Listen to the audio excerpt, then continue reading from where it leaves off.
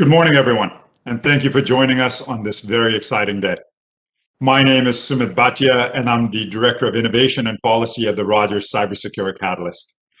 We are gathered here today to celebrate the official launch of Simply Secure, a free cybersecurity awareness program designed specifically for small and medium businesses across Canada.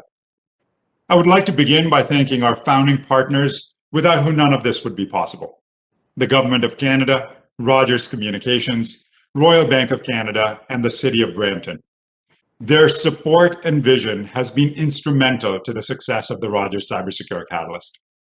A special thank you to Randy Pearce, Graham Berry, Ron Craig, and the Cybersecurity and Awareness team at Rogers Communications, whose expertise have been instrumental to the development and validation of these Simply Secure resources. I'd also like to acknowledge and thank all members of the Rogers Cybersecure Catalyst team who work tirelessly to drive awareness for cybersecurity across all segments of the Canadian population. And last but not the least, thank you to all our community partners who believe in this work as much as we do and are helping us spread the word about this program across their communities. In addition to our partners and their teams, we are joined today by leaders across the public and private sector, cybersecurity experts, academics, policymakers, students, and most importantly, members of the small and medium business and startup community.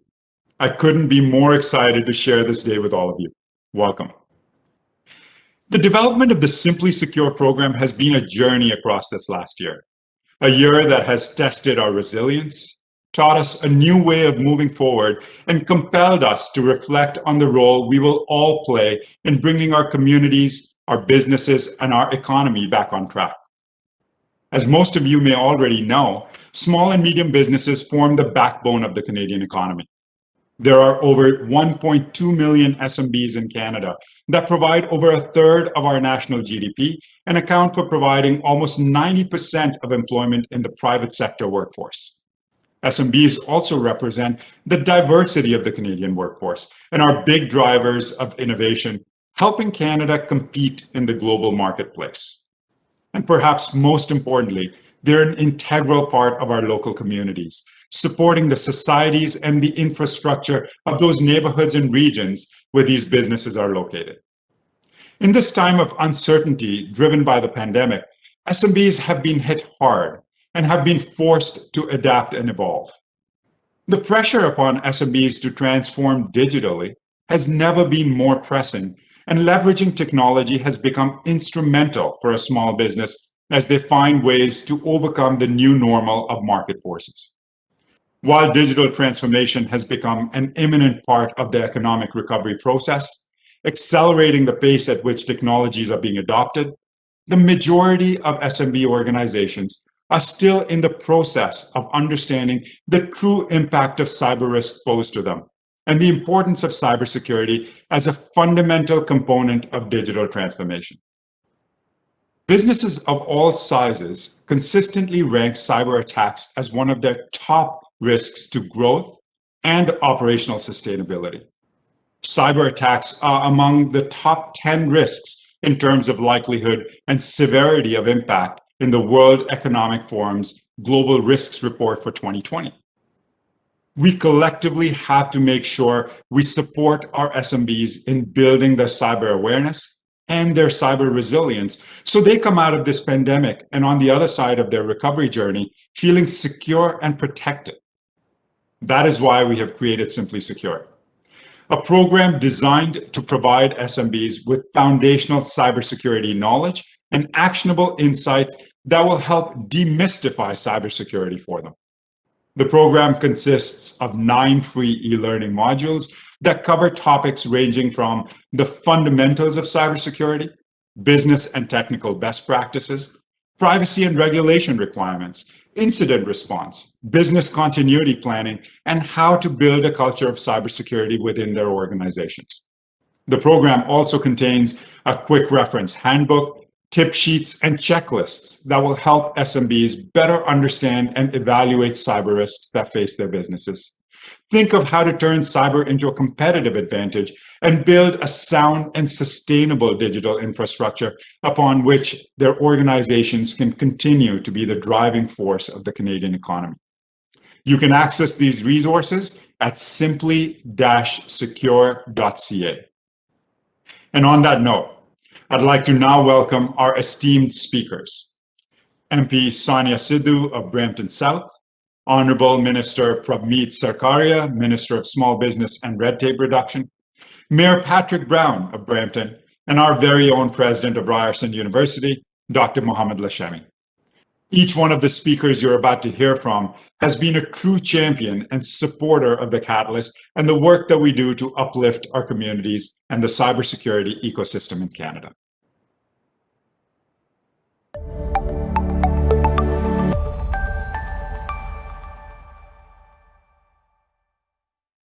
Hello everyone, I'm Sonia Sidhu, your Federal Member of Parliament from Brampton South. I'm so thrilled to be with you this morning to celebrate the launch of Simply Secure, a new training program that will support businesses across Canada. Thank you, Dr. Mohammed Lashemi, President of Ryerson University, and thank you, Charles Finlay, Executive Director of the Rogers Cybersecure Catalyst, for having me here. Thank you for your leadership. It has been a big year for cybersecurity. New challenges have emerged and intensified for businesses, organizations, and governments alike. We know that cyber attacks and cybercrime are not only increasing in frequency, but they're costing victims even bigger losses. I have been a strong advocate that we must be making significant investments in this area and believe we must all focus on cybersecurity as we recover from COVID-19. Small and medium-sized businesses in downtown Brampton and across Canada play a critical role in Canada's economy. They too must embrace and effectively manage cybersecurity, especially as we keep looking to digital options as a result of the pandemic. And we recognize there has been a gap when it comes to those with the necessary skills and training in cybersecurity. That is why the federal government has played a leadership role in this area. In partnership with Rogers and Ryerson University, I was pleased last month to announce an additional investment of nearly over $600,000 towards the creation of the new Catalyst Cyber Range to train and upskill talent. I'm happy to see the Catalyst launching another program. We are committed to protecting Canadians from cyber threats and safeguarding their digital privacy. This will allow them to prosper as we continue innovating and adopting new forms of technology. Brampton is now a leader in this space, and today's launch of the new Simply Secure training program will help Canadian businesses protect themselves from cyber threats. Thank you, and please stay safe. Hello everyone, it's a pleasure to be back with Ryerson to help launch the Cybersecure Catalyst exciting new venture. One that I know will have a positive impact on small and medium-sized businesses as they seek to protect themselves and their customers from the growing threat of cyber attacks. It's been remarkable to see the amount of positive work and engagement Ryerson has been doing in the small business space. It was an honor to help launch your Black Innovation Fellowship program just a few weeks ago, supporting the work of young Black entrepreneurs, and I'm excited about the great work that is starting today to further support entrepreneurs across the business space. As Minister of Small Business, I recognize the work, struggle, and sacrifice that goes into starting, running, and growing a business. Those labors need to be protected from those who seek to steal, threaten, and otherwise do harm through cyber attacks and other means. Cybersecurity plays an important role in our government's work to make Ontario open for business and an important role in our overall economy. Our private information is more vulnerable now than ever before, making cybersecurity an undeniable necessity of everyday life. Cybersecurity ventures tell us that global cybercrime will cost businesses about $6 trillion each year from this year onward. And more than half of all cyber attacks will hit small businesses. With the importance that small business hold for Ontario's recovery, for hard-working families, and for our bottom line, this is a threat we must take with the utmost seriousness. We know businesses in Ontario certainly aren't immune to these threats, which is why the Cybersecure Catalyst initiative is so important. As Minister, I have engaged with hundreds of businesses and have heard their concerns about cyber attacks. And I know that as citizens, we are all concerned about the safety and privacy of our personal information. Fortunately, companies and institutions like Ryerson are developing products and services to safeguard our information. Ontario has the potential to be a global leader in cybersecurity, rivaling any jurisdiction in the world. We are home to world-renowned institutions with heavy tech focuses. And to support the demand for talent, Ontario is investing in education with more than 720 cybersecurity-related course offering at Ontario's universities and colleges, as well as 21 university-level cybersecurity degree programs and 28 college-level cybersecurity diploma programs. And to boost growth in the cybersecurity sector through export activities, the Ministry of Economic Development, Job Creation and Trade works with Ontario's small and medium-sized enterprises on accessing new markets. We want to make sure all of our businesses, including cybersecurity ones, have the conditions they need to recover, grow, and succeed. And we want to keep everyone safe from the cyber threats that threaten our security and jeopardize our economic growth.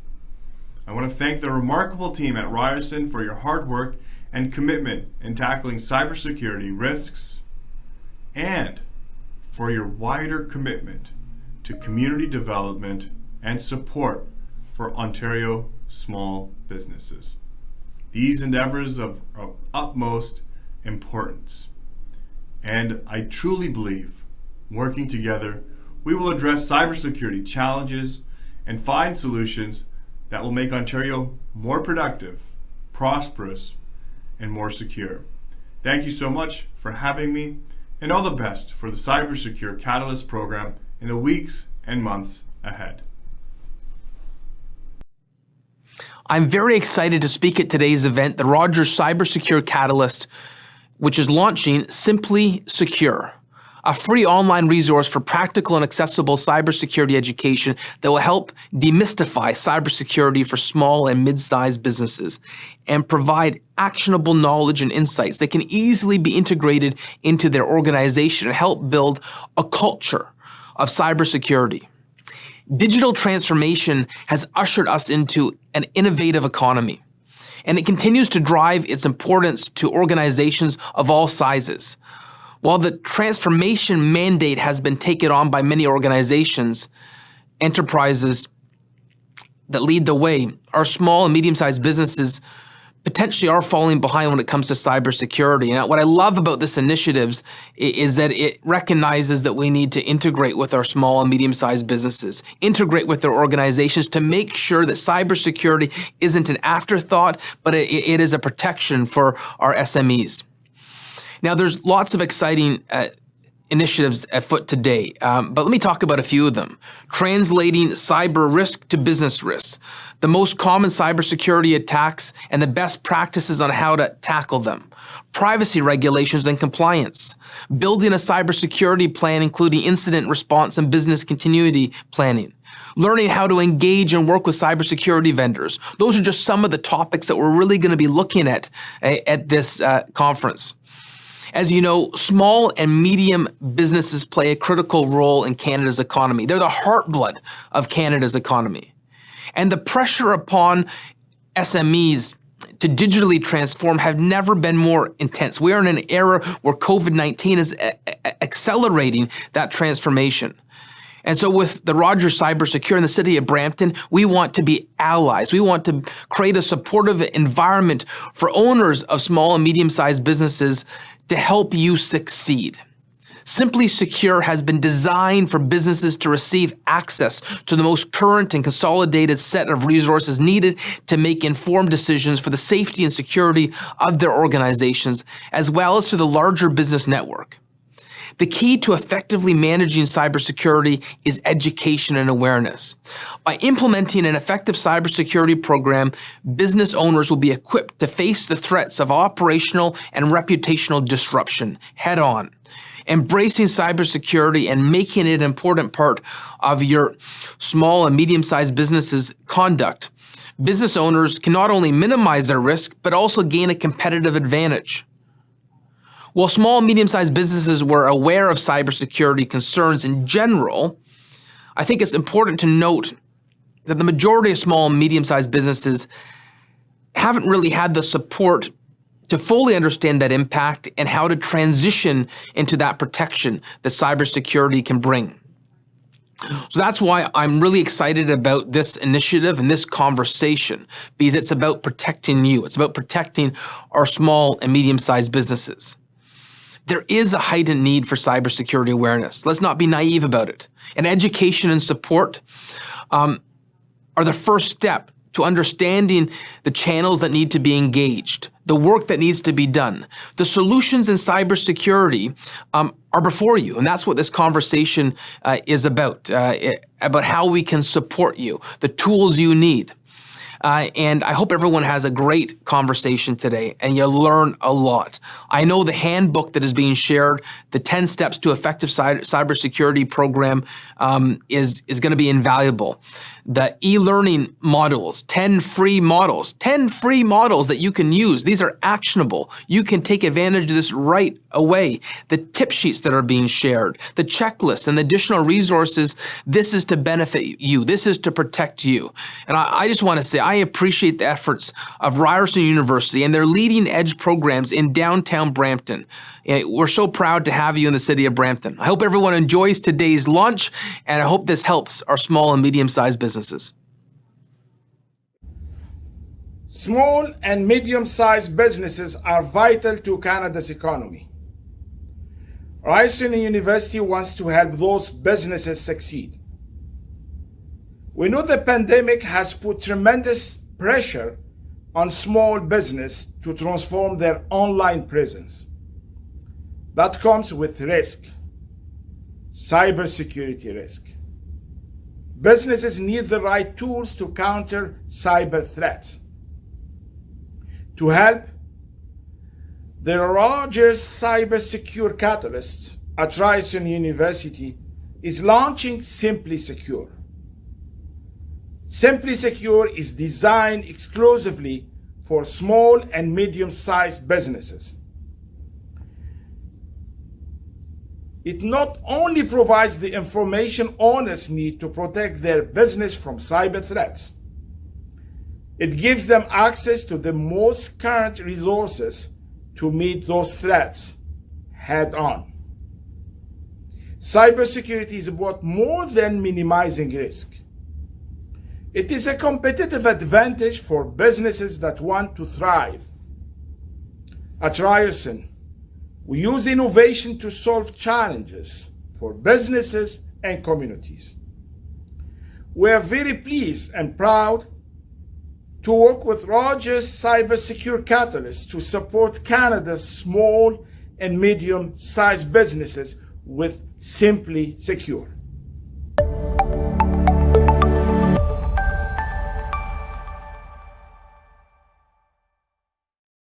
Thank you for that.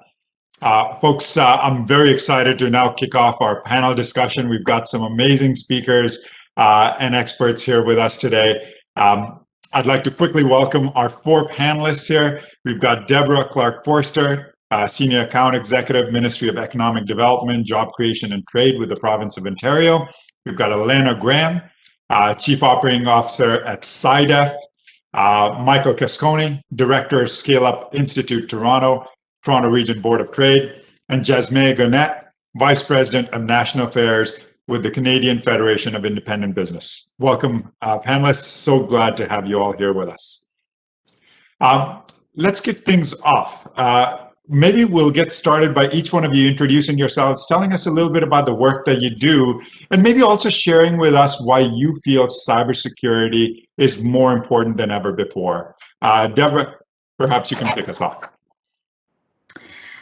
First of all, thanks so much to the Rogers Cybersecure Catalyst at Ryerson University for putting together this really fantastic webinar. Thank you again to all of those who are attending. My name is Deb Clark-Forrester, and I have the privilege of working for the Government of Ontario, specifically in a ministry that allows me to focus on cybersecurity. I have the benefit of working with Ontario's 300 plus private sector cybersecurity companies to help them grow their business. I also have a wonderful opportunity to attract new players to our ecosystem from outside of Canada. That is the work that I do. It is the work that I love. It is the work that I am most passionate about. Now, the question, why is cybersecurity more important than ever before? You know, there have been such vast advances in technology combined with all of us living in a digitally connected world with billions of email addresses, billions of connected devices, everything from smart televisions to smart baby monitors to smart thermostats to smart security systems to the Fitbits that we wear, and the list goes on, plus billions of IP addresses. But all of this creates risk for our data and our privacy to be either accessed, stolen, or even held for ransom. The majority of computers are vulnerable to cyber attack. Approximately 99% of all computers are vulnerable to cyber attack, primarily based on human error. And I'll talk about that a little later on. Who we do business with also increases our risk, as many breaches are the result of those who have access to our systems, such as third-party providers and supply chain vendors, who often unknowingly have had their systems breached with infected software updates or malware, and the list goes on. Since the onset of this global pandemic that we all continue to live through, there has been an explosive surge in the volume and the sophistication of cyber attacks. With so many employees, myself included, working remotely, vulnerability to cybercrime has increased significantly. Google shares with us that there has been a 600% increase in cyber attacks. Google also tells us that on average, there's 100 million email attacks being received daily. The Office of the Privacy Commissioner of Canada, they reported for last year alone 634 data breaches, which impacted roughly 23.8 million Canadians. And in a country with a population of around 36 million, that means many Canadians have been impacted by a data breach. So in many ways, the question then becomes, why does a small to medium-sized business and a startup need to become knowledgeable about cybersecurity and the solutions that are available to protect your customers' data and their privacy? In my opinion, it falls into two areas. One being the ability for your business to continue and be financially robust. And secondly, it also has some legal ramifications. So let's deal with the first. 60% of small to medium-sized businesses, unfortunately, and very sadly, fail within 6 months following a cyber attack. Why does this happen? Well, it's primarily due to a loss of customers. KPMG reports that 84% of Canadians would rethink doing business with companies that have faced a data breach, which then responds to a loss of market share, a loss of revenue, and the list goes on. And finally, the legal ramifications. Legally, any company doing business with a Canadian consumer, an organization, an association, a commercial enterprise is required to inform their customer when there has been a data breach. And by the way, this is any company anywhere in the world. And that includes, of course, Canadian companies. PIPEDA, the Personal Information Protection and Electronics Document Act, it was launched by the federal government and it became law in Canada in November of 2018. So essentially, any business that fails to comply with the Act, there are financial penalties. And those financial penalties can be excessive. They can be up to $100,000, which is a huge impact to the bottom line, as well as the survivability of a small to medium-sized business or a startup. Sumit, thank you so much for allowing me to answer the first question. Thank you, Deb. And you've raised some really interesting points, some fantastic statistics that I want to dig deeper as we get into this conversation. So thank you for that. Michael, perhaps you can tell us a little bit about the work that you do and why you believe cybersecurity is so important and more important than ever before. Great. Thanks, Sumit. And just wanted to echo Deb's thanks for having us on the panel. It's an honor to be here and to be a part of this launch today. I'm director of the Scale Up Institute Toronto. A little bit of a background on what we do before I get into that first question, but we launched the Scale Up Institute Toronto about a year and a half ago. And at the time, pre-pandemic, initially our programming was very focused on helping small businesses overcome barriers to growth. So hyper-focused on things like talent acquisition, IP strategy, navigating regulatory requirements.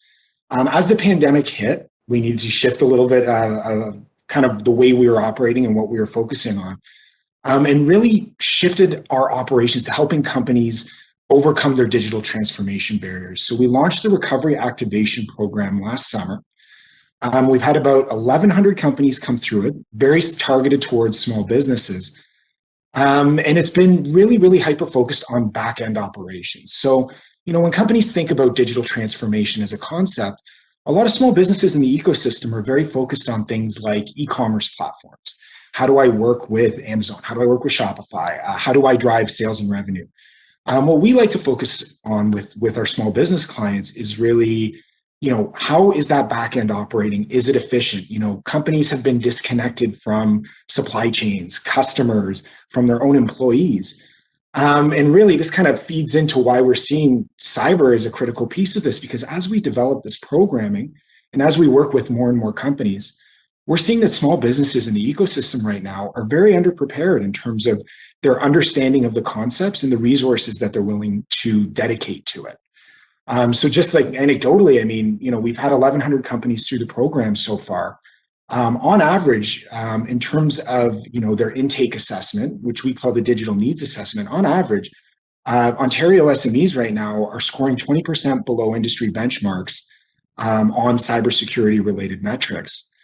And a lot of the companies we work with right now are very focused in food processing, agriculture, manufacturing and advanced manufacturing, professional services. And a lot of the ongoing discourse that we're hearing from them, a lot of the ongoing belief and feeling is that, cybersecurity is for bigger companies. Cybersecurity is for companies in the tech space. Cybersecurity isn't for us. But really, as we kind of deep dive their operations, and what we try to work with them on is no, like cyber is critical across. It's not just implementing one technology and forgetting it.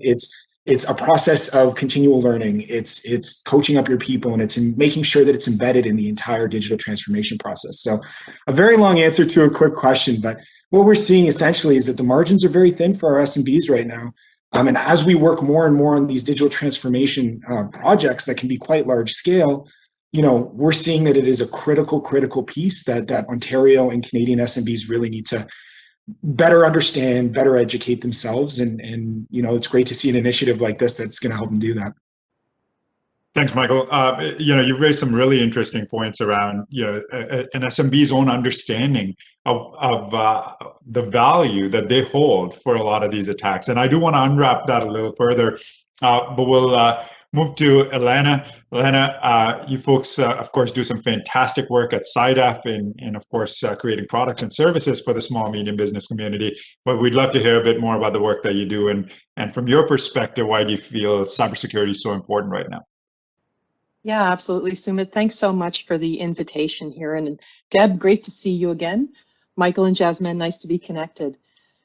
So, the stories, I love meeting people in cybersecurity because it's so interesting, the story that they tell about how they got here. I started out my career as a mechanical engineer and was in the Royal Canadian Navy for a bit. My most recent gig, though, was at Canadian Nuclear Labs, a Crown Corporation. And there, working in the capital projects, I saw firsthand the effort and frankly the cost for cybersecurity defenses, call it the enterprise grade solutions out there. And what struck me the most was the cost to operate and maintain those solutions. And funny enough, down the road in Ottawa, there was a physics, a PhD, Tiago de Jesus, who was working with those tools in industry, detection and response tools. And he was equally frustrated because he realized you needed to be a cybersecurity expert to operate these tools. They were costly. 1 + 2 meant it was something that small and medium-sized businesses couldn't afford. Being a physicist, Tiago was like, I need to simplify this equation. I need to leverage cloud technology, and I know I can reduce a lot of noise, and I can build better outcomes so that it's affordable for all companies and not just the larger organizations. And so with Paul Hindo providing the seed investment in our company 5 years ago, here we are today. And I'm really glad that the Rogers Ryerson Catalyst agreed with us and that we have a technology that can help small and medium-sized businesses. So very grateful to be here today. Why is cybersecurity so critical to SMBs? Man, cybercrime is booming. It is a booming business. You heard the number during the opening remarks, $6 trillion is the forecast in 2021. You break that down, that's $190,000 a second. It's growing. That trade is increasing. Criminals are hard to catch. Malware as a service, you don't need to be an expert in IT to be a cyber criminal. You can go out and rent the stuff. And that's what's scary. And we heard the numbers, the stats. Over 50% of attacks target small and medium-sized businesses. And the most troubling stat, the 60% of those folks who were attacked don't recover. And I had trouble believing that until I was in a presentation at an insurance company with all the insurance underwriters, and we used that metric, 60%, and they all just sadly nodded around the Zoom meeting. So yeah, to Michael's point, the idea that we're too small and medium-sized businesses are too small to be a threat, to be a target is not correct. Thanks. Lena, thank you. Thank you. And you hit a very important point around affordability for small and medium businesses, especially at this critical time. And we'd love to hear more about that. But I'll move to Jasmine. Thank you again for being here. CFIB, of course, has put a call out for cybersecurity support for all of their members and for all small and medium businesses across Canada. And we'd love to hear a bit more about the work that you're doing and why you believe cybersecurity has been such a big part of your messaging from CFIB. Thank you so much, Sumit, for the invitation. Thank you all for organizing this today. I'm very happy to be a part of the panel. I'm Jasmine Guenette. I'm the Vice President of National Affairs with the Canadian Federation of Independent Business. Prior to joining the CFIB, I was Vice President of the Montreal Economic Institute, a public policy think tank. And I was also director of, and prior to that, I was a director of academic program with the Institute for Humane Studies based in Washington, D.C. CFIB represents 9,500,000 businesses across Canada. We are nonpartisan and non-for-profit. We work on federal, provincial, and municipal issues, and we represent all sectors, and we represent all regions. We are the largest organization representing small businesses in the country. 55% of our memberships are businesses of 1 to 9 employees, and 27% are businesses with 10 to 49 employees. So really, we represent the smallest of the smallest across the country. And we take a grassroots approach, right? We send survey to our members, and we take our policy position and our priorities based on our members' feedback and our members' answer to our surveys. We have conducted a survey recently on cybersecurity.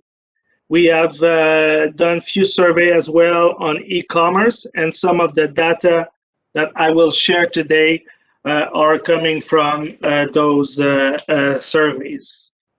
And some of the reason why cybersecurity is more important now is obviously many small businesses have adapted to the pandemic by adopting new technologies, by having some remote work arrangements, and developing e-commerce platforms.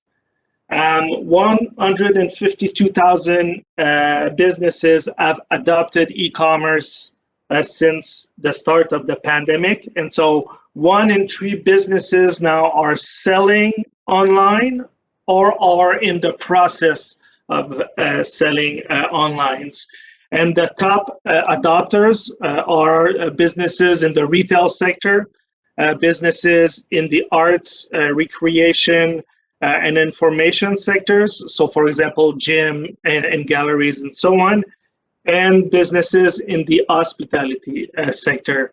And what is interesting is that those sectors have been among the hardest hit by the pandemic, and we see, the adoption of those new technology being a tool to get through the pandemic and ensure the viability of the business. Since the beginning of the pandemic, 40% of small business have reduced their in-person communication with their customers. Email use have increased by 48%. Video conference by 39%, and the use of social networking platforms by 32%. So that increased online presence is one of the key takeaway, I guess, for small businesses in the context of the pandemic. These changes have also created new opportunities for cyber attacks. A quarter of small businesses have experienced a cyber attack since March 2020. So really since the beginning of the pandemic. And 5% of overall businesses surveyed are saying that the attack against them, against their business, was successful. And so really it's a growing concern. 56% of small businesses in Canada are more worried about cyber attack since March of 2020. And those attacks, 80% of businesses that experienced cyber attacks say that it came through email scams and phishing attempts. And 50% said that they encounter a cyber attack through malicious software. And based on our survey, the businesses most at risk since the beginning of the pandemic are those with 20 employees or more, those who allowed their employees to work remotely and made changes to their online presence, so have adopted potentially e-commerce and other similar tools, and businesses in the manufacturing, wholesale trade, business services, and administration sector. So those who can more easily work as perform some of the work remotely. I guess the good news is that we have found that 1 in 3 businesses made some additional investment to protect their business from fraud since the beginning of the pandemic. Now, one could argue that it's only 1 in 3, but it's important to remember that small businesses have been hard hit by the pandemic. As of today, only 62% of small businesses in Canada are fully open, and 31% of them are making normal sales. So the revenue that they are able to generate is very low, and so therefore making any sorts of investment more difficult. And when we asked our member what was the amount spent on additional investment, we have learned that on average, small businesses spent $6,700 from March 2020 to October on IT equipment and additional protection to make sure that they would not become victim of a cyber attack. So it's very important because a lot of businesses have moved from a traditional in-person commerce approach to e-commerce, and therefore I think the conversation that we are having today is absolutely critical and very important. And moving forward, many things need to happen to make sure that more small businesses are aware and well protected. Jasmine, thank you for that.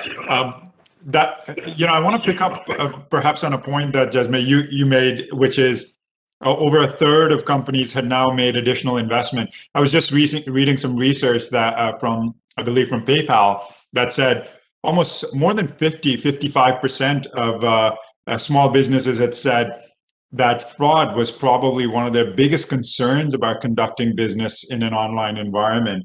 And so we still see that disconnect between the companies that are making the investment and the companies that are continue to be worried about this.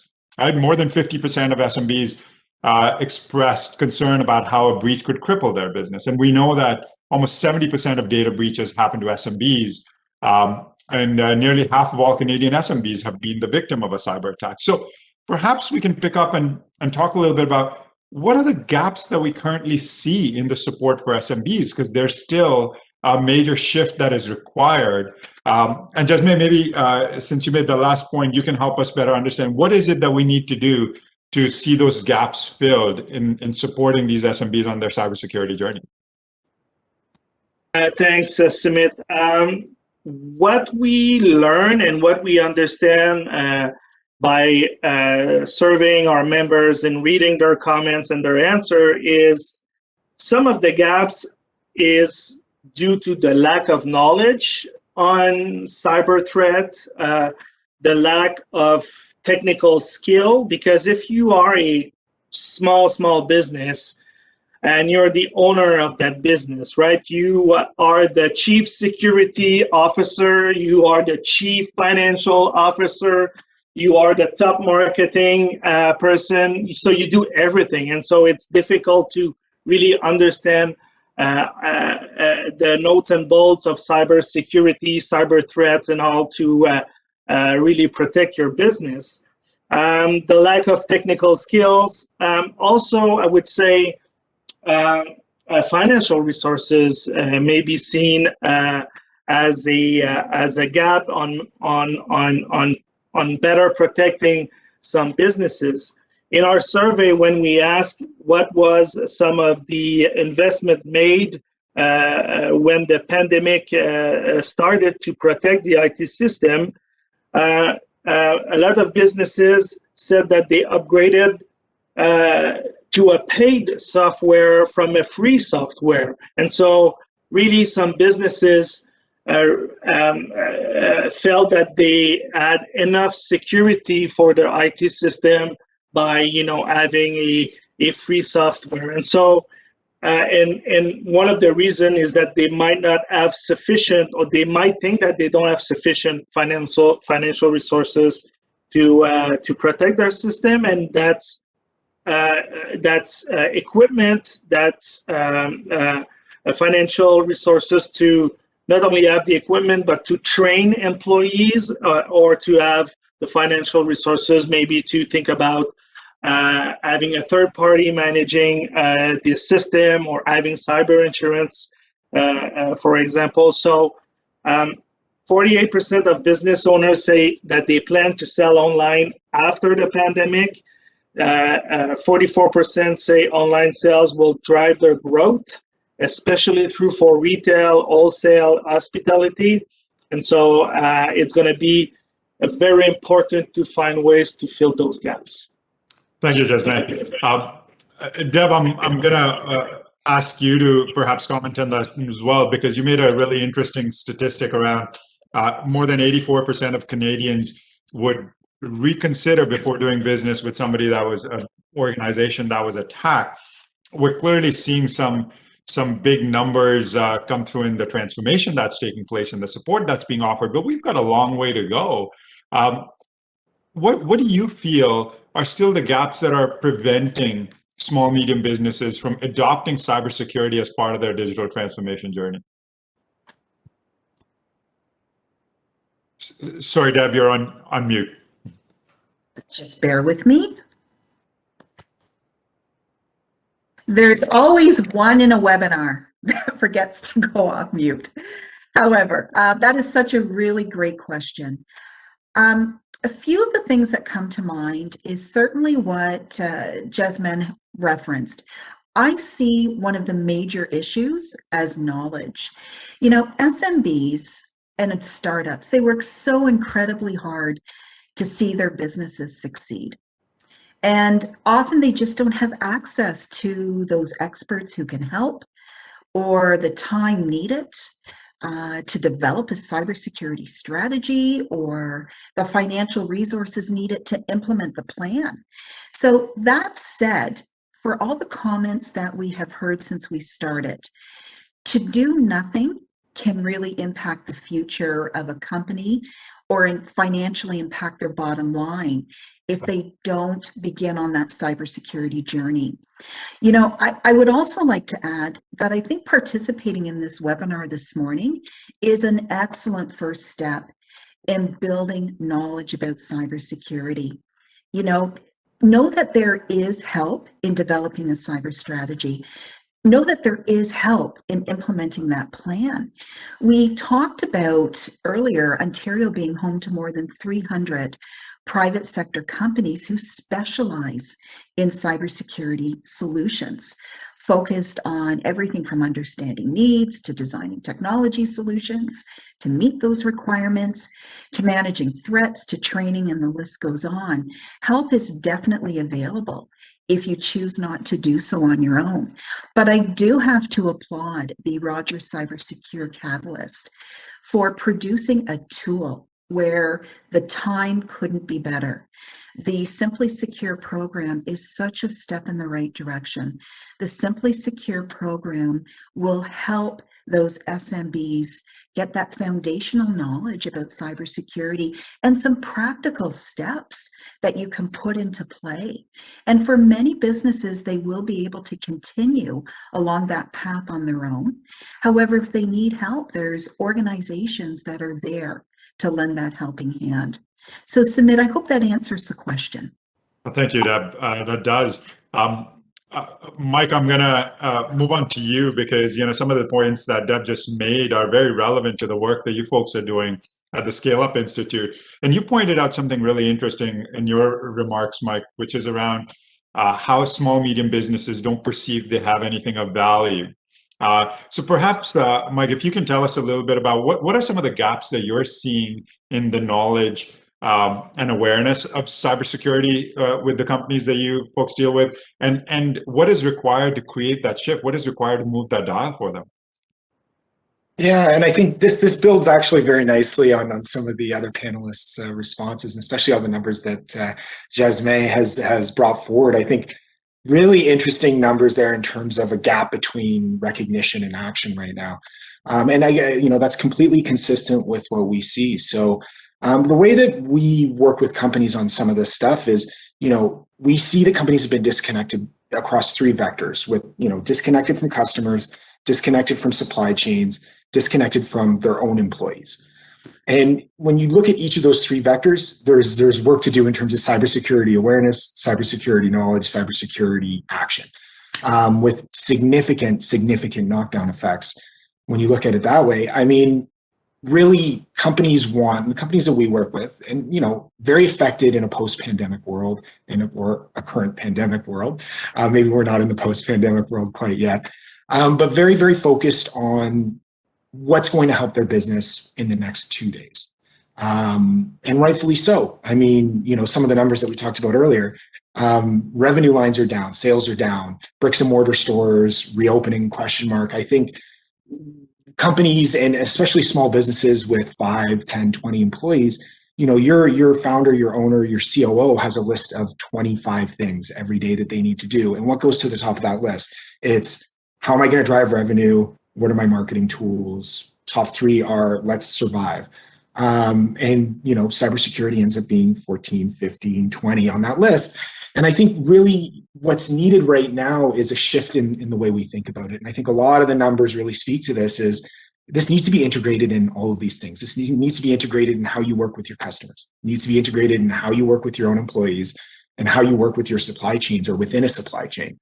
And I think once we kind of get through that hurdle, and in terms of your question, what exactly is needed, and what we try and do with the Recovery Activation Program, and I know what you guys do at the Rogers Cybersecure Catalyst so effectively, keep it practical, keep it really, really tight. And, I think small business owners right now don't have a lot of time to focus on heavy duty ins and outs of very complex topics. It's, let's talk about what are the 3 things you can do now to make tomorrow better than today in terms of your preparedness, in terms of your awareness. And as you're undertaking a big digital transformation or just trying to survive the next 3 days, what are some things that you can think about with very, very practical and manageable outcomes? I think that's really framing it in that way has really helped us reach companies and help spread awareness. But it has to be part of an ecosystem of changes, and it can't be looked at as cybersecurity is this big daunting thing that sits over here, but I need to bring in 3 new revenue streams, or the business is closing in 2 weeks. Like, this all needs to be looked at as part of an ecosystem. So yeah, hopefully that gets at it. I kind of jumped around a little bit there, Sumit. Yeah, no, that was great, Mike. Thank you so much. And in fact, you pointed out some things that I'm gonna use to frame my next question to Alana, which really is around how do we keep this information accessible and so that it's actionable. And Alana, of course, the work that you do with CyDef is just that. You're there to support a lot of these small and medium businesses because you recognize the support that they require. But often SMBs are looking for help both on technical, cybersecurity needs as well as non-technical cybersecurity needs. Can you tell us a little bit about how you manage to maintain that balance when you're dealing with small, medium businesses that you work with? Yeah, I mean, and some really great points. Leadership awareness. It's not an IT problem anymore. We've probably heard that until we're tired of hearing it, right? It's not a cyber risk anymore. It's a business risk.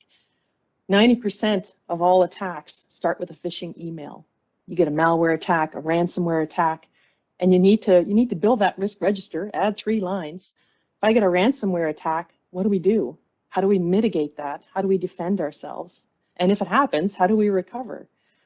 At our company, we've got what we call the PAR plan, which is really, it ties in really nicely with what Simply Secure is doing. It's I call it the proactive part of the plan, which is really, okay, what are my risks, identifying them, and then what am I doing to sort of make sure that my employees are trained? And there are some really great tools out there for cyber training, the types of tools that include the simulated phishing emails that everybody gets on board with. Nobody wants to get busted by the company for a simulated phishing email, completely safe, but impacts your employee cyber score. So all kinds of interesting stuff, and affordable technology as well. We've got some great solutions in Canada. Proactive, risk register, security awareness training, the active piece. And here's where we go to that digital transformation that in my mind has just gone off like a popcorn. Now we have all of these other surfaces for attacks that we need to defend ourselves against. And it's that old model of my castle, my wall in front of my castle, and the moat in front of the wall in front of the castle. That no longer applies because everybody's working from the village. And so those traditional protection layer tools, you still need them. Antivirus, firewall, spam filter, you still need them to block the known bads. But I'm going to use a quote here from Ron Joyce, who worked at the NSA and the hacker in chief, he was called in the United States. He had one simple message for companies. You need to know your network. You need to know what devices are connected to your network, and you need to know what's happening on your network. And that's why you hear about this thing called layered defense. So you have protection layer tools that I just mentioned, but you also have detection layer and response layer tools, so that it wraps into that PAR, proactive, active tools, and then the reactive piece, which is basically your incident response plan. Okay, so what happens if we do get had? How do we react? And I hope this is not all doomy and gloomy, but what's important here is that I wanted to mention that there are IT managed service providers throughout Ontario and Canada everywhere. And their expertise is managing IT infrastructure. So yeah, you can go out and hire that person and bring them in as the IT resource. We're a small company as well. We simply don't have the time to focus on all things cybersecurity and IT management, making sure you stay ahead of the patch. Holy cow, one of my employees didn't install that Chrome patch, and now we have a vulnerability we need to address. It's a lot of stuff. So the good news is there are partners out there that you can work with. That's their job, to focus on your cybersecurity, to support you.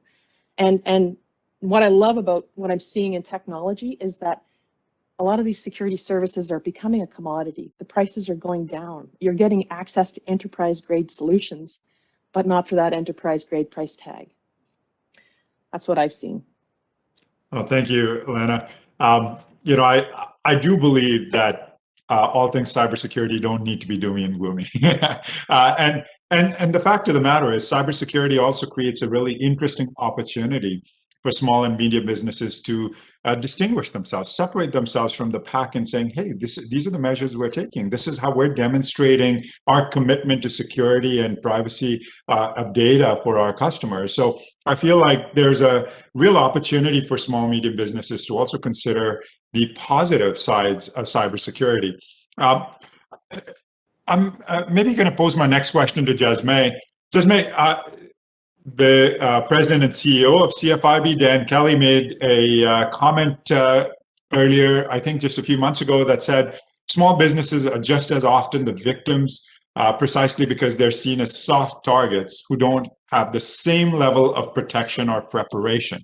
And I want to talk a little bit about that distinction between protection or preparation, because I see protection as something you can leverage products and services and companies, of course, but preparation is something companies have to do internally.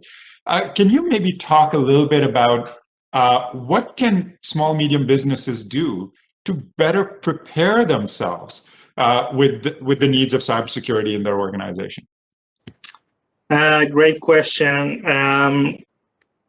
It's a broad word. We use it a lot, but I guess the first thing is really to educate yourself as a business owner. As Michael mentioned, maybe cybersecurity is number 14 on the list because the top three priorities are making sure to keep the lights on and drive revenues. And so education is very, very important. I know we use that word a lot, but I think it's at the center of any comprehensive cybersecurity approach that one business would have. Also, I would say to implement best practices. We have talked about it a little bit already, but make sure that you train yourself, make sure that you train your employees. We launched a report on cybersecurity a couple of weeks ago, and one of the things that I was saying during the media interview is that we have a yearly fire drill at my building, so we know what to do if an emergency like that happen. We know where are the stairs, we know what to do, where to go outside in case of a fire. Businesses should implement some sort of a cyber attack drill every year to make sure that they understand what to do if it happens.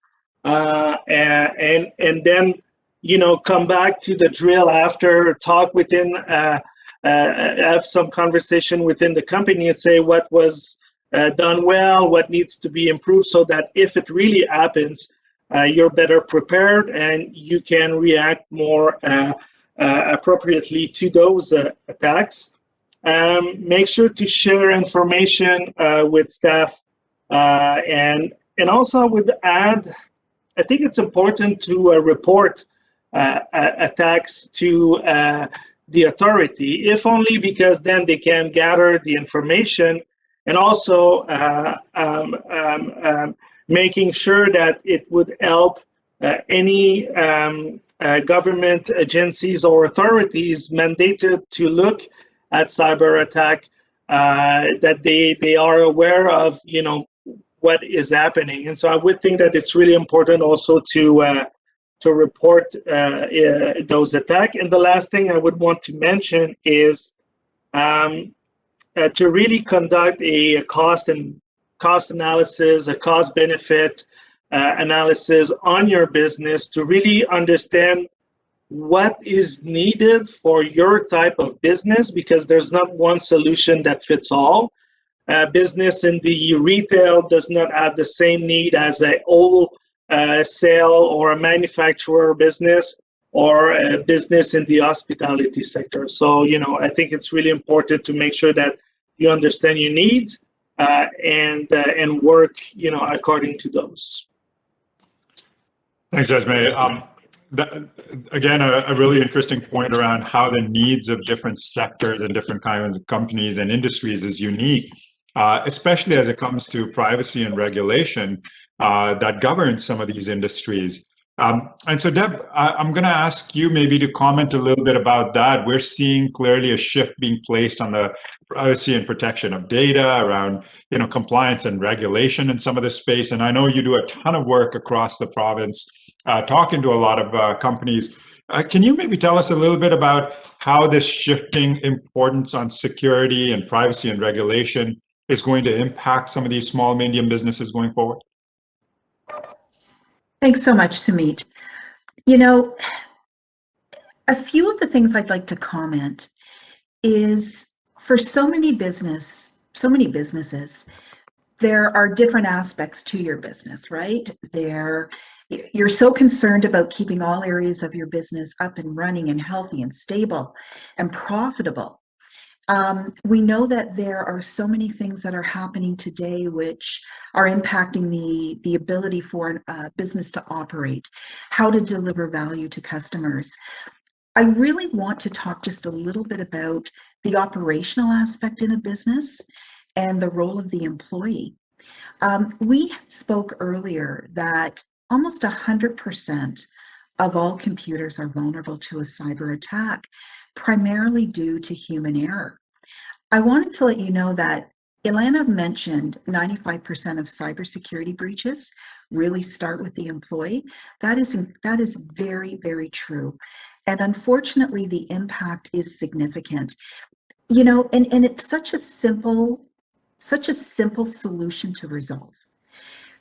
If 95% of cybersecurity breaches are the direct result of an employee using a simple, easy to remember user ID or password, or clicking on links from sources that they're not familiar with, those are huge problems that can be easily resolved. Often in our personal lives, we are using easy to remember user IDs, easy to remember passwords. We're using them from the same site to the same site, and we're still clicking on links from sources that are not familiar to us. So I think a recent example that everyone is familiar with is the CRA breach, which this data breach happened in September of last year, in which 48,000 accounts were breached. Experts use the term credential stuffing, which essentially means hackers are going green. They're recycling previously hacked user IDs and passwords to find a match, and they find these these user IDs and passwords on the dark web. So almost 50,000 Canadians now understand the importance of using different user IDs and passwords from site to site. Earlier this month, CRA was concerned about some suspicious activity, and I think they locked down almost 900,000 accounts to prevent this incident. So to your original question about the role of privacy, the role of data, the role of involvement to change that, we've started to see federal government organizations, we've seen provincial government organizations, we've seen municipalities all experience what it is like to go through a cyber attack or a cyber breach. And this has been happening for years, but most notably, we've started to see these attacks and these breaches hit the front pages of our national publications. So for the last 3 years, we've been tracking all of these breaches. And it's incredible how many of them are focusing in on government agencies, whether it's at the local level, the provincial level, or the federal level. So we too, in government, need to deal with human error. So if 95% of all the data breaches are a direct result of human error, then this is why education for so many of us who are non-IT professionals is more important than ever before. And that's why I'm such a big advocate of the Simply Secure program, because finally we have something that SMBs can use on their own time, online, and complete it at a time frame that's convenient to them in order to start moving through that next evolution in their business, which is really focused on keeping their data safe and their customers' privacy safe. I bounced around a little bit, Sumit. I hope that answers your question. That does. Thank you so much, Deb. I'm seeing clearly a common theme here, a trajectory around education and awareness. Of course, the foundation of our Simply Secure program is built around that. I want to maybe take that a little further, and Mike, I'm going to ask you to jump in here. Yeah, education and awareness. There's a ton of resources out there for SMBs. There have been, and yet, there's a lot of work ahead that lies ahead of us. Perhaps in the work that you folks are doing at the Scale Up Institute, which as I see is consolidating a lot of this information, very similar to what we are trying to do with the Simply Secure program. What do you see in terms of the gaps in education and awareness as it exists for SMBs today? Mike, if you could maybe share your thoughts on that. Yeah, absolutely, Sumit. Thank you. I'm going to get to the answer in a second here, but since I've been thinking about Yasmin's fire drill anecdote earlier, and I haven't had one since I've been working from home, so I think maybe it's time for me to have an at-home fire drill and scare all the neighbors. No, but in terms of gaps that still exist out there, I think the threats continue to evolve. So the kind of education that we partner on, for example, with your organization and bring to the SMBs 6 months ago, I think a lot of those principles remain the same, but I think it's about continuing to repeat it, continuing to reach new companies, and continuing to revise those materials, revise the way that you're approaching companies. And the threats evolve, so the way that we treat them has to evolve as well. And I think there's roles to play across all sectors. I think, for example, the Canadian Cybersecurity Center is developing a ton of really, really fantastic materials, to really help the SMB audience. And the Rogers Cybersecure Catalyst is doing the same thing. And I think it's going to need to just continue and continue to reach those companies and continue to try and broaden the scope of what we're doing. So in terms of what existing gaps are still there, I think it's really just about, I think the response has been developed, and I think it's just about continuing to reach, continuing to it's like nailing in or hammering in a nail. You just got to keep getting away at it, and eventually, that audience will get reached. And again, small business owners are busy people, so this is not going to happen the first time. People aren't going to hear, okay, cybersecurity is important, so I guess it's important, so now I got to take this seriously. You just got to keep repeating the message. And we see this a lot, right? We see this a lot with the companies that are coming through across sectors, and some will pick it up quicker than others.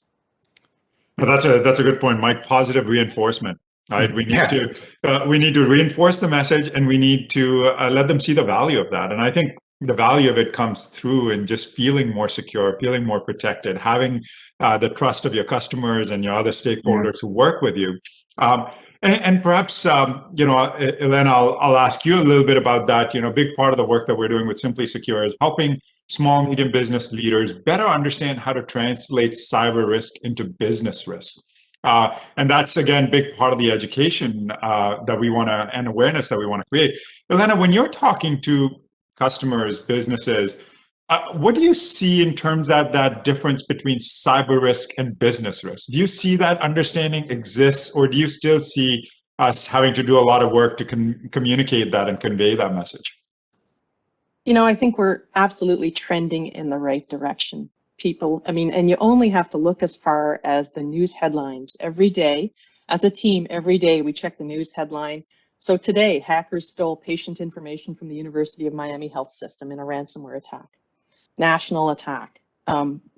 So, definitely I do see the urgency in the news headlines, and people are starting to incorporate that, and people, they get it. I want to go back to that fire drill comment because I do want to share the story that, I consider myself an aggressive cook. And so sadly, our neighbors have experienced our fire drill going off. But you stop and think about that for a second. We have smoke detectors with lights in our houses, and that's part of the law. That is legislated. And so you hope to God you never have to use it, but you really are happy and you have peace of mind because it's there. And that's really what we see with detection and response tools. These are, and Sumit, this is probably the shameless pitch from the company right now, but traditionally we've always had the protection layer tools. They're going to block the known bads, the antivirus and the firewall spam filters. And that's what most folks understand. So business owners go, yeah, I got my cyber sorted out because I've got those protection tools. So yeah, there's no risk. I don't see any risk. But the risk is there, obviously, because of the news headlines. We know that malware attacks use your trusted applications to do bad things. They'll snake through that protection layer, sit on your endpoint, and what is it, just over 200 days between the time of an attack, the initial breach, and when they actually start doing stuff like ransomware or exfiltration of information. So that's the reality we're living in right now. So for me, do you remember a time, hands up if you do, when you were driving around and seatbelts were optional? Hands up, right? Law, legislated, you have to wear a seatbelt. It just has to become part of that landscape of cybersecurity. And so, the work that Simply Secure is doing, the work that the Canadian Centre for Cybersecurity is doing, we're bringing that message to businesses. But most importantly, we're bringing it in a language that small and medium-sized business owners understand, because IT and cybersecurity is a complex subject. Yeah, no doubt, Elena. And I'm again going to pick up on something you said and pose my question to Jasmine. Jasmine, clearly your fire drill comment has lit a fire for a lot of our guests here today. So I'm going to maybe ask you just something that Elena mentioned is in terms of, we need to mandate certain parts of cybersecurity requirements as we see going forward in terms of education and awareness. And this is really work that the private and public sector have to come together and do. The academic sector has to participate in it. Jasmine, can you maybe tell us, CFIB represents thousands of businesses, and from what you hear, what do you hear about the role that the private and public sector need to play in driving this mandate forward for these small, medium businesses? Thanks, Sumit. A couple of things. First, we have been recommending for governments to provide small businesses with tax credit to help them invest in IT protection equipment and make sure that they are equipped and have the right tool so that they have their system protected. And so it is especially true in the context of the pandemic. The last 12 months have been quite difficult. Just to give you a sense, 73% of small business had to take on new debt to try to survive the pandemic. And the average of debt for small businesses in Canada is $170,000. And in some sector, it's higher than that. And so businesses have been struggling with cash flow. They have been struggling with revenues during this pandemic. And even that, and even so, they have made some investment to increase their online presence. They have invested in cybersecurity. And so if we want to have more businesses to be able to really have the equipment and the knowledge, I think government must provide tax credits so that businesses can really get some of the protection that they need for their business. So that would be one policy proposal. That would be one thing that the public sector or the government could do. And in terms of the role of the private and the public sector, I would say one thing is to have those type of conversation that we are having today with you and your colleagues, and to make sure that there is a strong alignment and better collaboration between, private businesses and public institutions, so that there can be some real educational tool available for businesses in a language that the business owner can understand, and knowing the reality of being a small business owner with, as we said earlier, with a list of 25 priorities every day. And so making sure that the language is easy to understand, and the information is easy to find as well. Thank you, Jasmine. And Michael, I'm going to move on to you to perhaps talk from your perspective about that same point around the role that the private and public sector, as you see, play in driving this mandate forward. And I also want to position, something that you had said earlier, Mike, which is we have to come together and have a uniform message and be able to work at this together so that a lot of our audiences aren't confused with conflicting information. So we know the amazing work that's coming out of the Scale Up Institute, and you folks are trying to do that as well. Perhaps you can share a little bit, Mike, around how you continue to see the private and public sector playing a role in this. Absolutely. Yeah, I think it's, and just building on some of the comments, I think it's critical that both players or both sides kind of come to the table here. I'll reflect a little bit on one of the comments Elena said earlier about how, you're getting enterprise quality solutions at a much cheaper price tag now as the technology improves. And I think, and I don't want to say it is the burden of the private sector to make affordable solutions, because that's not the case. But I think, it is the burden of the private sector to ensure that market needs are being met. And I think that is certainly happening right now to a better degree than it was before. And, this will be maybe a little bit, unexpected.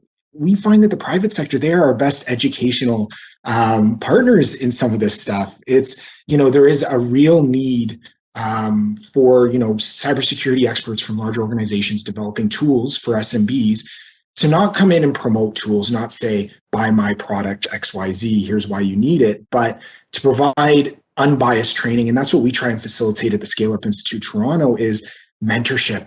Business owners need that mentorship. They need to understand how threat XYZ applies to their business, not businesses like theirs. And I think the private sector plays a really critical role in bringing that expertise forward. And what we try and work with the private sector on is, the sales will come. But I think, there is a burden of mentorship, of education. And I think, nonprofit organizations like the Rogers Cybersecure Catalyst, like the Scale Up Institute Toronto, the Toronto Region Board of Trade, have a really critical role in bringing those worlds together, bringing the SMBs together, acting as facilitators, bringing the private sector leaders with the tools and the expertise, and bringing together the government actors who can offer funding support, who can offer resourcing support.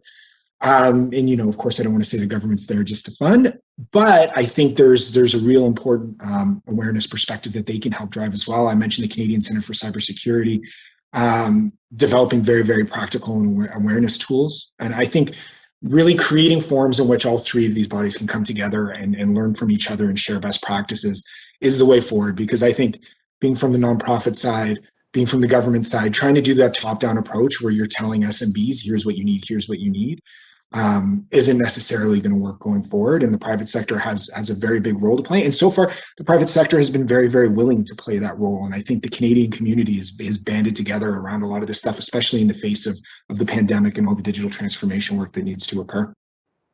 Thanks, Mike. And, I want to acknowledge the work of all our private sector partners, of course, Rogers, RBC, but all of our partners in our business accelerator who do some amazing work in both providing mentorship and, of course, supporting the work that we're doing so that the messaging can be uniform and that we can continue to make this as accessible as possible. So thank you for that, Mike. And Deb, I have to ask you the same question, of course. Coming from that public sector again, what role do you see? I mean, of course, you folks are doing some great work in the programs that you're running, but what other support can the private sector, the academic sector bring to the table, and how can we work together to continue on this? Thanks, Sumit. And I really enjoy this question because there are things that are happening. So your audience today will have the benefit of hearing about some great things that are already underway. I really do believe the public sector does play a role in driving this mandate forward. I'd like to focus first on education and training, because I think we've talked about how critical the importance of knowledge is on an SMB's journey in understanding cybersecurity. Because to Elena's point, this isn't always easy to understand. So from an academic perspective, Ontario, as we heard the minister say earlier, offers about 50 programs in cybersecurity and over 700 courses at colleges and universities throughout the province, including the Rogers Cybersecure Catalyst at Ryerson University. What's really important to note is 5 years ago, those numbers were far less. 5 years ago, we offered 19 programs and about 175 courses. So in the span of 5 years, you can see that there has been a real emphasis on providing cybersecurity programs and courses throughout the province. Many programs, courses, and micro-credential courses are also available online, and they can be accessed at a time that's convenient to all of our business owners and their staff. And this is why I really am a big advocate of the Simply Secure program, because it will help those executives who are busy working around the clock to complete some industry knowledge online, anytime, and complete it at a time frame that is convenient to them. The public sector also plays a role in training and in helping people continue along their path as being a lifelong learner. In fact, most recently, the Ontario Jobs Training Tax Credit for 2021. So I'll say that again, it's the Ontario Jobs Training Tax Credit for 2021. That was just announced about 2 or 3 weeks ago in the Ontario budget on March 24th. And that's a program that will really provide individuals with up to $2,000 per recipient for 50% of eligible expenses.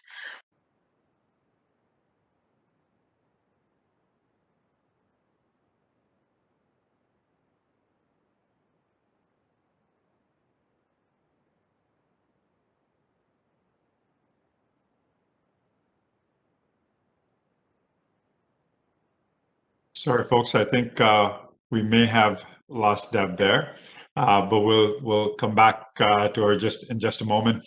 I also want to just acknowledge quickly we're coming up on time for this panel. So while we just wait for Deb to come back, perhaps we can just do a closing round of statements from each one of you. It's of course been a pleasure to hear all of you share your insights and expertise with everyone here.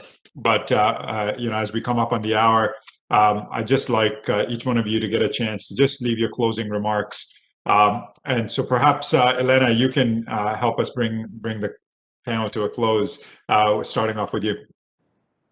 Thanks so much. And again, thanks so much, Sumit and Ryerson Catalyst, for the opportunity to chat here today, to get on the soapbox a little bit. and rant and rave. But the message I wanted to leave to folks who are listening in today is you're doing the right thing by listening in today, and not to feel overwhelmed by a complex cybersecurity tools. Oops. Deborah's back. Hey, Deb. You know, don't be daunted by that, because places like the Center for Internet Security, they've got a number of controls, checklists that were built for enterprise grade solutions, but now they're writing them for SMBs. So they recognize that we need to focus on small and medium-sized businesses for support to make sure that they're as well defended as the larger corporations have historically been. Thanks. Thank you, Elena. Sorry, Deb, I see you're back. We lost you there for a moment, but I am so sorry. no worries at all. Yeah, please. Was I talking about the federal government programs? You were, yes. I was just going to say, Deb, we were just going to wrap up after that as well. So perhaps you can also give your closing remarks.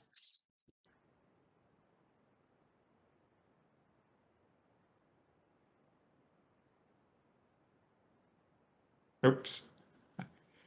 Hey, folks, this is the pandemic way. You know, as I've always said, I need a T-shirt that says either I'm on mute or network disabled. But we'll wait for Deb to just come back. Jasmine, perhaps we can have you just offer your closing remarks for today. And you're on mute. How often can it happen, right? I want to first thank you again, Sumit, and your team for having us today to talk about cyber security. I'm going to be very brief. 50% of business owners say that they are going to rely on digital communication a lot more in the coming year. 50% say that their digital strategy will help them drive growth in the future. And so some of the current trends that we have seen in the pandemic, online commerce, e-commerce, partially working from home and things like that, some of it will continue. And so that obviously increases the risk of cyber attack.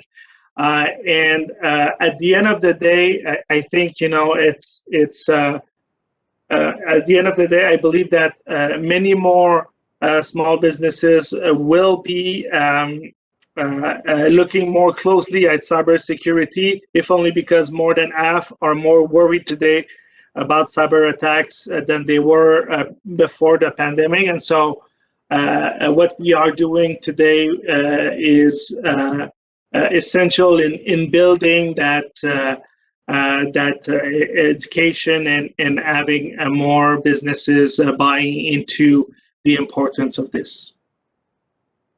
Thank you for that, Jasmine, and of course, thank you for being here. I just want to acknowledge Deb is back. Deb, we're just on closing statements, and I'll just move the mic over to Michael just to close up, and then we'll have your final remarks from your side, Deb. Thank you. Great, thanks, Sumit. And Deb, glad to see you back. I was worried that was that you were the victim of a cyber attack there briefly, and I was like, man, that would be too ironic for this panel. But no, thank you so much for having me be part of this. I will give a very brief pitch for the Recovery Activation Program. Sumit's been a fantastic, and this Rogers Cybersecure Catalyst has been a fantastic partner of it. But check out our digital needs assessment online. It's 40 minutes, probably 40 questions, probably take you 20 minutes, but there is a strong cybersecurity component to it that'll help you as a small business owner understand where your blind spots are. And that'll probably be, where a lot of viewers of this panel, or a lot of small business owners are just starting, is like, let's understand where your blind spots are. And really think about it in a whole of ecosystem way in terms of how to address that, integrate it as part of everything, so like I said earlier, revenues up here, marketing, driving sales. Let's start thinking about things in terms of incorporating cybersecurity elements into all of those digital transformation projects, and thinking about it in a whole of ecosystem, a whole business way. But yeah, thank you so much for having me. It's been an absolute pleasure, and thank you to the other panel members for joining. Mike, thank you for being here, and I can't say enough about the amazing program that you folks are running. And folks, if you haven't, please check them out. The Recovery Activation Program by the Scale Up Institute is fantastic. So please do check them out as well. And Deb, over to you. We'd still love for you to just talk to us a little bit about those credits that you mentioned, and would love to hear your closing remarks, please.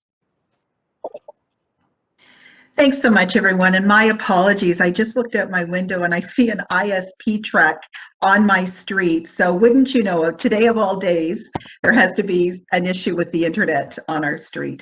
But anyhow, it would be remiss of me not to identify a few government programs to our audience who are here today, especially during this global pandemic that we have been experiencing.